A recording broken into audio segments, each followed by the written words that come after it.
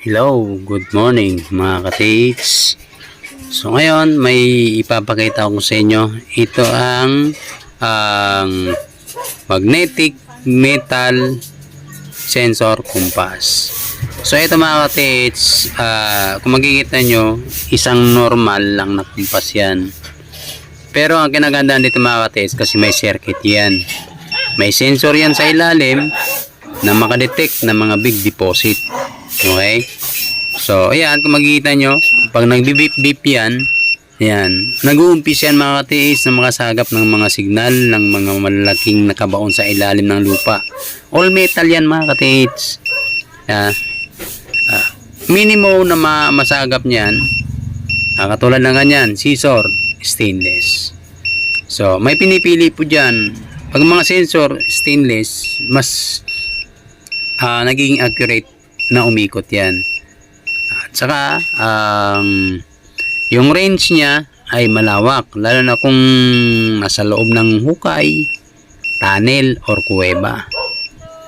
Okay, kung makikita nyo mga katets, yan, tinitest ko yan dyan. Ang beep signal, yan ang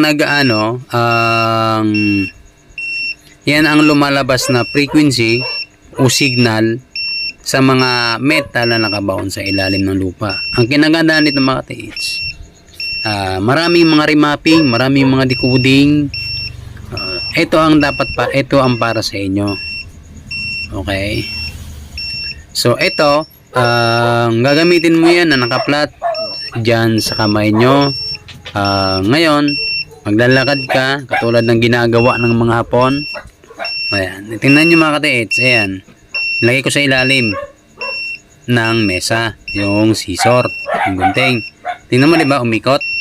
Ayan, nagiging accurate pag nakabaon sa ilalim o under, lalo na sa mga bato. So itatapat nyo lang yan. Pag umikot yan mga katiits na ganyan, may laman po yung natatapatan ng magnetic sensor na yan. Okay? Doon pa lang, doon yung malalaman. Kasi, yan, ginagamit yan ng mga phone, ng mga sinauna. Yan ang ginagamit nilang locator. Kahit ngayon, yan yung ginagamit. Pag pumunta ka sa isang site o sa isang bundok, pag umikot yan, na hindi mapakali ang ikot niya, iikot ng pakanan, iikot ng pakaliwa, iikot ng kanan, iikot ng pakaliwa. So may ibig sabihin yan mga katiits, doon sa kinakatayuan nyo o malapit dyan ay mayroong treasure.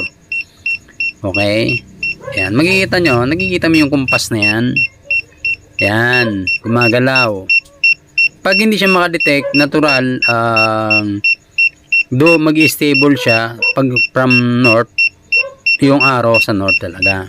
Pero pag makadetect ng metal yan, iikot yan. Hindi yung ikot ng ikot katulad ng locator. Hindi. Iikot yan. Kung nakikita nyo mga katiits, yung pelikula ni Monsor del Rosario, yung bangis ng kalaban nila ay Predator. Yung ginamit ng isang kasama nila ay isang kumpas. Yung isa naman ang detecting. Yung kumpas, doon mo malalaman kung malapit na sa iyo o kaya na medyo malalayo pa. Yung arrowhead na yan, ituturo yan kung saan ba yung metal na yon. Susundan mo yon. Yan. Pag umikot na yan, di mapakali. Ayan, katulad ng ganyan. Ayan, simple lang yan kasi maliit lang yung nadidetect niyan.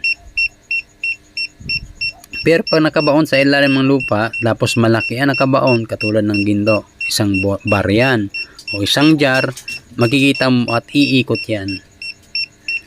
Yun po ang signal na mayroong nakabaon sa ilalim ng lupa.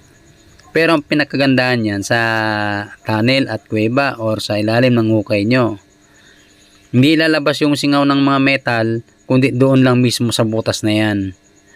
Ngayon, pag ikot ng ikot yung metal nyo, yan yung magnetic metal sensor compass, alam nyo na merong nakabaon dyan at malapit lang yan. Okay? So ito, ang makikita nyo may push button yan, meron niyang on off, para yan dyan sa charging port. Yan. Pag inon kasi natin yan, ilaw kasi full charge. Okay? Pag i-charge mo yan dyan, lilipat yan doon sa orange. Pag nag-full yan, ayan, magiging ano yan, magiging green yan. So kaya nilagyan ko siya ng ng on off. Tingnan nyo mga ka-TH. Yun. Diba? Ayan, indicator na yan. Yan na, kulay orange na yan. Normally yan. Yan yung plug and play. Kahit naka-off yan, naka-iila pa rin yan. Ayan. Ngayon, automatic na kasi yan umilaw kasi full charge. Kaya nilagyan natin ng switch. So, dyan mga ka-TH, dito, pwede kayo mag-avail dyan kasi limited lang muna ang stock nito. Wala kayong magkikita sa ibang bansa, wala kayong magkikita kay Bourbon, kahit saan, wala kayong magkikita kung hindi kay Ems Hunter TV lang. Okay. So ito, ginawa ko to para sa mga mahilig sa mga decoding, sa mga remapping, sa mga rental. Okay, sa mga baguhan. Karamihan kasi ngayon, puro mga baguhan gumagamit ng kompas kahit hindi naman alam. Okay? Kaya ginawang ko siya.